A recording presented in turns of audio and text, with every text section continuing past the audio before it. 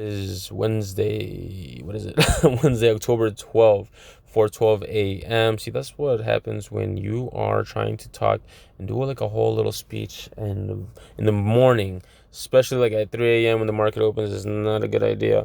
But anyways, Tesla closed at 216 and 50 cents, which was not a good closing yesterday on Tuesday, mainly because we mentioned and we noticed that 218 was a area that it needed to stay above. If not, it has a higher chance of going down.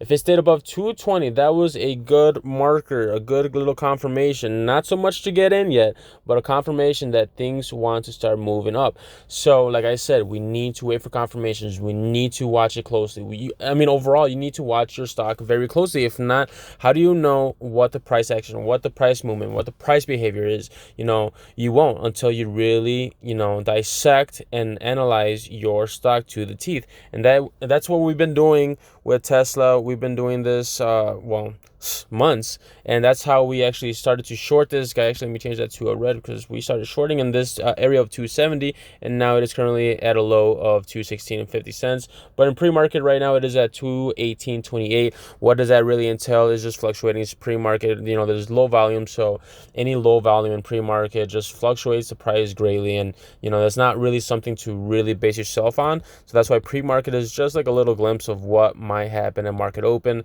Market open in Central Time is 8:30 a.m. So that is something that we are watching this morning. Tesla, we most likely going to see this tank in the morning, and if it could hold itself about 220, that is going to be really, really interesting. But until then, we cannot guess, we cannot hope, we cannot think something that we are not seeing yet. So what do we see though? We see that it closed at 216, which was below the 218 price. So right now we do not want to get in. It's definitely risky. It's most likely, and it's showing us that it wants to go and touch that 210, maybe 200 level, which is a support right here. And our plan, as soon as it does drop around there or shows us any type of movement going up and supported movement, it cannot just be one day.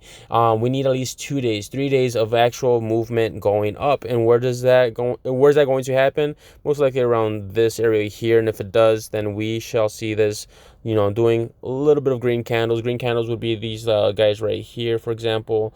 And we just been having red candles everywhere. Boom, boom, boom for the past week or so. So at one point, yes, things could change, things could go on a reversal, but when is that going to happen? We do not know until we see that on the charts. We need to see that on the charts. We need proof. We need to see everything for our own eyes. Once again, we cannot guess. We cannot hope. That is the last thing that you want to do as a stock trader, as someone who swing trades, day trades. Even if you are a long-term investor, you want to get in at a nice price, somewhere that from that moment on, you are going to start profiting. But once again, our plan is watching Tesla today, and if we could see a nice little crash, that is so good for us because once again, we want to go up. So we want to get that baby, fairly cheap, which is fairly cheap already, but we cannot just get in at a price that if we get in and it starts going down, we start losing money. We don't want that. We want to start making money as soon as we get in. So that is the plan, watching Tesla this morning and see what it does. See if it actually closes green today. If it closes above this area here, which is, let's say, let's mark that up.